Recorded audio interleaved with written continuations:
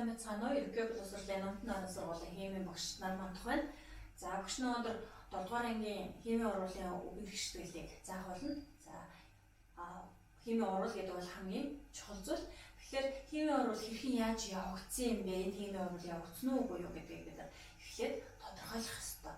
За тэгэхээр эхлээд химийн урал явагдсан байна гэдэг нь за зөвхөн юу юугаар нь таньж болт юм бэ гэхээр за нэгдүгээрт нь тэр уралын өнгө нь өөрчлөгддөг.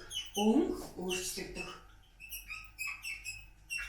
За хоёрдугаарх нь болохоор температур нь өөрчлөгдөх.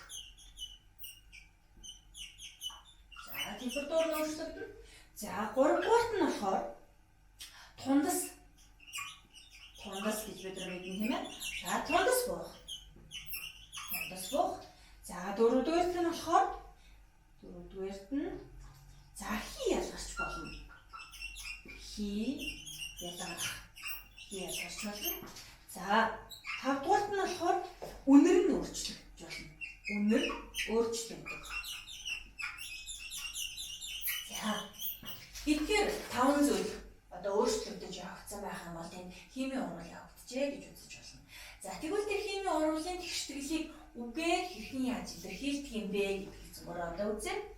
За нэгдүгээрх нь за яах ёстой юм бэ гэхлээр нөгөө нэг химийн уралд орж байгаа одоо бодисуудаа үгээр бичнэ. За жишээ зүгээр ямар нэг урал явуулж үзье. За натрий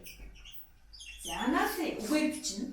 За нэмгэн энэ нэмжээний гэдэг нь юу гэсэн үг юм бэ гэхээр нэмэх тэмдэг тавьж гинэ гэдэг нь холоо хоорондоо ургалд орчих гэсэн. За тэгвэл 2 ба түүнээс дээш одоо бодис ургалд орж явах юм бол дунд нь нэмэх тэмдэг тавьж хэрэгтэй байна. За багшны энэ хаалтан дотор сануулаад нэмэх тэмдэг тавьж. За ингэж үгээр бичнэ. За хоёрдугаарх нь яах ёстой юм бэ гэхлээр за урал явуулахын тулд сум татна. Энэ яаж байгаа юм бэ гэхлээр их бодисоос бүтээгдэхүүн бодис үүсгэж байгааг харуулж байгаа. За тэгэхээр одоо энд нь бичиж өгөөрэй. Натрий дээр нэмдэг нь гэж байгаа тийм холлоор. За ингээд сум татах хэрэгтэй байна. За энэгээ зөвмөр хаалтна бич.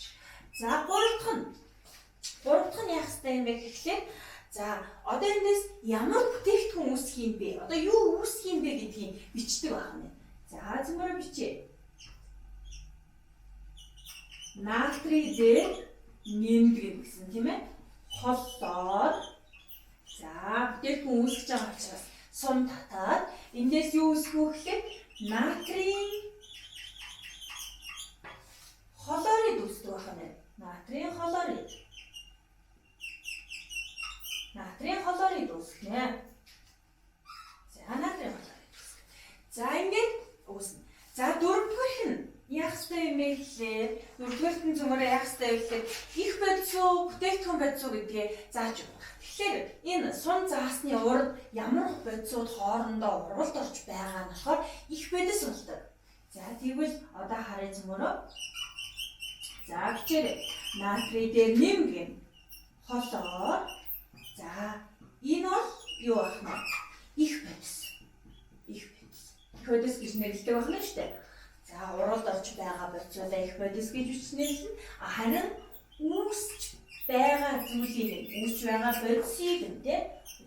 бодисыг юу гэж нэрлэх үү гэхээр бүтээгдэхүүн бодис гэж нэрлэдэг байна. Бүтээгдэхүүн бодис гэж нэрлэдэг байна. За бүтээгдэхүүн бодис гэж нэрлэдэг.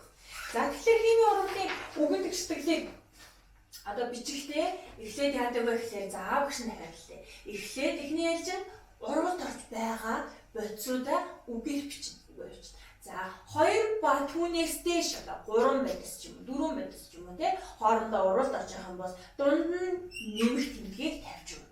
За үүнийхээ дараа их бодис дээр уралд орсон бодисуудынхаа хойно нь сум татаж өгнө. Сум зурж өгнө тий. Энд яах гэж байгаа юм бэ гэхээр эндээс бүтээгдэхүүн бодис үүсгэж байна шүү гэдгийг илэрхийлж байгаа. За гуравдах нь болохоор гуравт нь яах вэ гэхээр бүтээгдэхүүн бодисыг нэрийг үгээр бичиж өгнө. Одоо натрийн хлорид гэж бичиж өгнө байна. За дөрөвдүгээрх нь болохоор тэр бодисуудынхаа аль нь их бодисын, аль нь бүтээгдэхүүн бодисын гэдгийг заана. Тэгэхээр бидний авсан юун дээр жишээн дээр болохоор натрийн хлор 2 их бодис, натрийн хлорид нь болохоор бүтээгдэхүүн бодис ах тий. За тэгэхээр хүүхдүүдээ багш нь та нарт нэг жишээ өгье. Та нар гэртээ тэрийг хийгээрэй. За бид нэр мэддэг магний гэдэг бодисон дээр магний дээр за та нар хүчил төрөгчийг